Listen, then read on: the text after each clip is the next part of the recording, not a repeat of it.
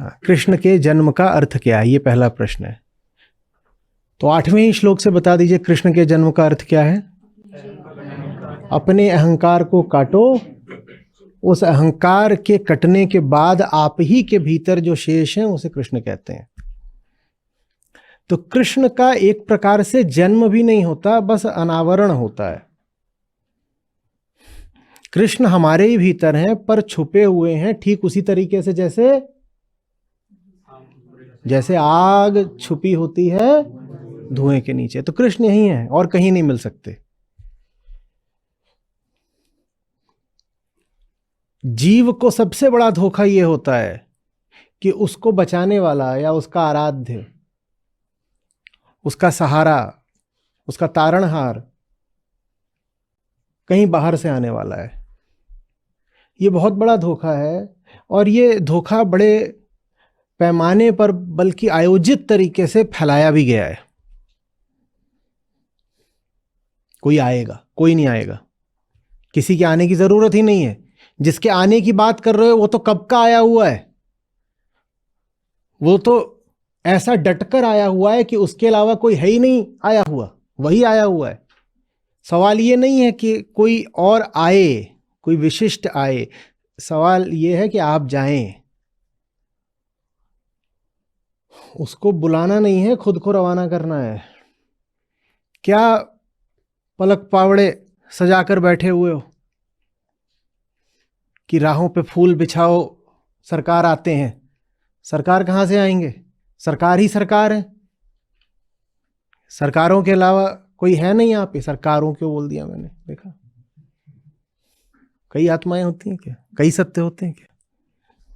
तो सरकार के अलावा तो और कोई है ही नहीं, कई सत्य होते नहीं और सत्य के अतिरिक्त कुछ होता नहीं। तो सरकार तो है ही।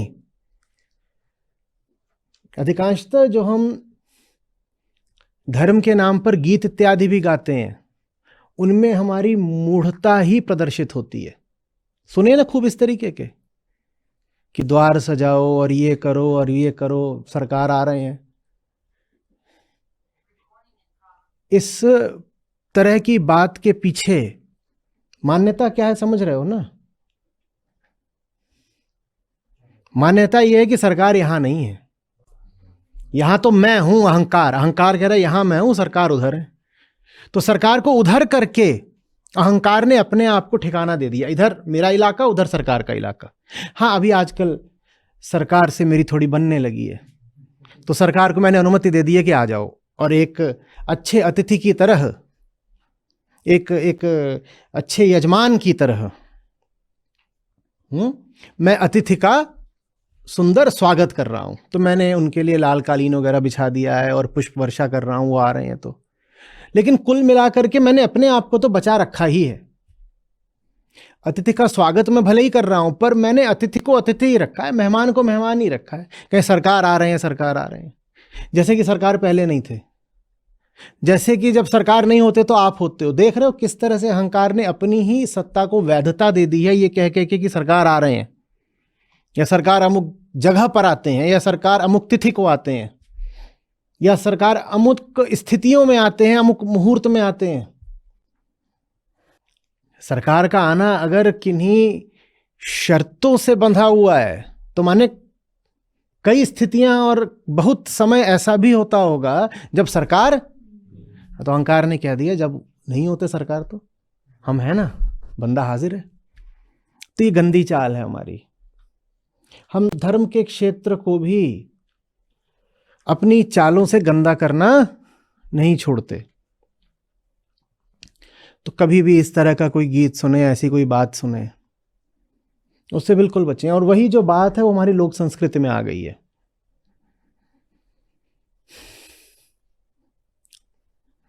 समाजशास्त्री इसको इस तरह से देखते हैं कि भारतीयों में हीरो वर्शिप की भावना जबरदस्त होती है। कोई आएगा, कोई आएगा और हमें बचा लेगा। हमारी सारी कथाएं ऐसी हो गई हैं, कोई आएगा बाहर से हमें बचा लेगा, सरकार आएंगे हमें बचा ले जाएंगे। और हमें अच्छा ही तभी लगता है जब 100, 500, 1000 लोग त्राहिमाम कर रहे हों, बड़ी ही दुर्दशा में हों, और कोई एक नायक सा, बहुत विशेष, अति बलशाली आए और उन 500,000 लोगों को बचा कर ले जाए, बचिएगा। हमारी सारी फिल्में ऐसी ही होती हैं ना। अब समझ में आ रहा है क्यों सिर्फ भारत में ऐसी फिल्में बनती हैं जहां एक मार रहा होता है 8-10-12 कम बोल दिया, अभी तो 80, 100, 200 को एक मार रहा है।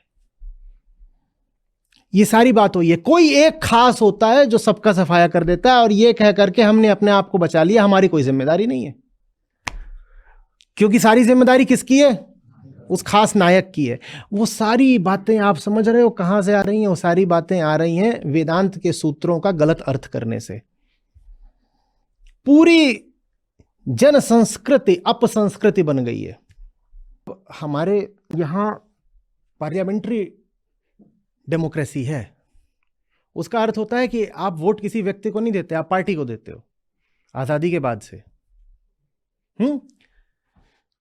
ये व्यवस्था कई कारणों से की गई थी। एक कारण उसमें से यह भी था कि व्यक्तिवाद हावी ना हो जाए, वही कि कोई एक है और उसके नाम पे। अमेरिका में ऐसा नहीं है। अमेरिका में क्या होता है, वहां सीधे राष्ट्रपति का चुनाव होता है, ठीक है। वहां आप किसी व्यक्ति के नाम पर वोट डालते हो, हालांकि वहां चुनाव का तरीका भारत से बहुत भिन्न है, पर फिर भी वहां प्रेसिडेंशियल सिस्टम है जहां आप व्यक्ति के नाम पे डालते हो, यहां व्यक्ति के नाम पे नहीं डालते। तो भले ही संविधान निर्माताओं ने व्यवस्था कर दी कि यहां व्यक्ति के नाम पर वोट नहीं डलेगा, लेकिन डलता फिर भी व्यक्ति के नाम पर ही है। आप आजादी के बाद से आज तक देख लो, वोट डले हमेशा किसी खास व्यक्ति के नाम पर ही है, पार्टी के नाम पर नहीं डलते। बहुत बार तो ये होता है कि पता भी नहीं होता कि यहां से कौन खड़ा हुआ है प्रत्याशी, प्रतिनिधि फलाना पार्टी का। कहीं फर्क क्या पड़ता है? अगर राज्यों के चुनाव है तो जो प्रधानमंत्री, जो मुख्यमंत्री पद का दावेदार है उसके नाम पर वोट डल रहा है।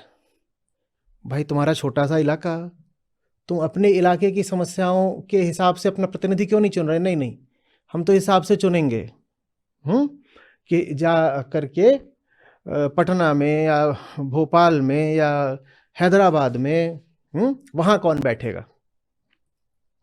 इसी तरीके से देश भर में व्यक्ति पूजा, व्यक्ति पूजा। चौथे अध्याय का 8वां श्लोक अगर नहीं समझोगे तो व्यक्ति पूजा के ग्रास बन जाओगे, शिकार बन जाओगे, गुलाम बन जाओगे, इंसान को पूजने लगोगे ये सोच के कि कोई इंसान खास होता है, कोई इंसान खास होता है। और किसी इंसान को खास बनाना माने अपने आप को गिराना, अपनी संभावना से हाथ धो बैठना। और संभावना से हाथ धो बैठना हमें घाटे का सौदा इसलिए नहीं लगता क्योंकि जब हमारी संभावना जाती है तो साथ में हमारी जिम्मेदारी भी जाती है। हम कहते हैं ये सौदा मुनाफे का है।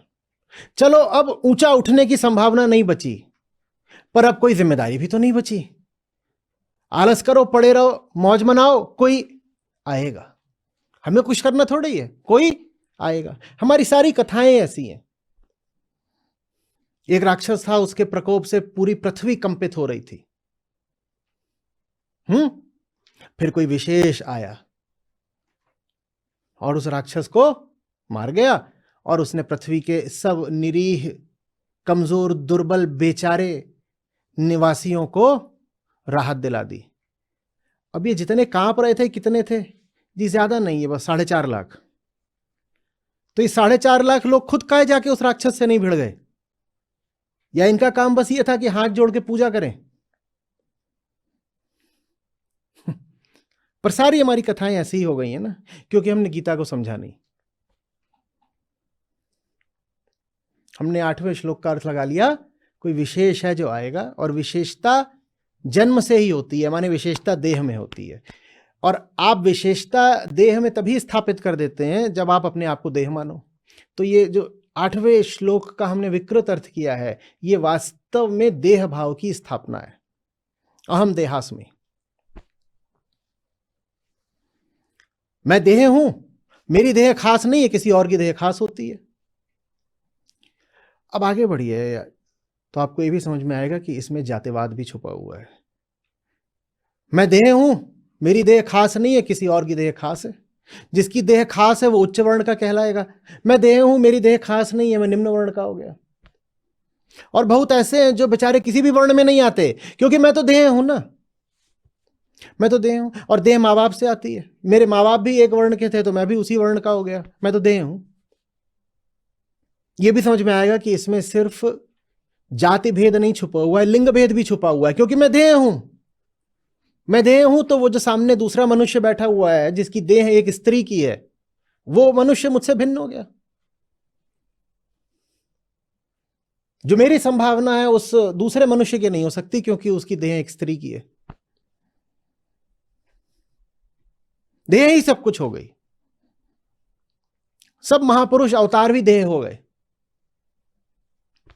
बहुत गलत होता है जब कोई राष्ट्र अपने ही उच्चतम ग्रंथों से विमुख हो जाता है, पर उससे भी ज्यादा गलत होता है जब कोई राष्ट्र अपने ही उच्चतम ग्रंथों का विकृत अर्थ करने लग जाता है अपने अहंकार के अनुकूल। कहीं भी चले जाओ, भारत में यही खेल है। 2 काम कर रहे हैं, 10 खा रहे हैं। और हर आदमी का बड़े से बड़ा सपना यह है कि ये उन 10 में शामिल हो पाए। संस्था के भीतर भी जो विभाग हैं वहां आप बिल्कुल देख पा रहे हो कि यही चलता है। 2 काम कर रहे होते हैं और नीचे वाले कह रहे हमें क्या करना है, वो आएगा हमें खिलाएगा। वेदांत इसलिए जरूरी है कि तुम्हें समझ में आए कि कोई नहीं आने वाला,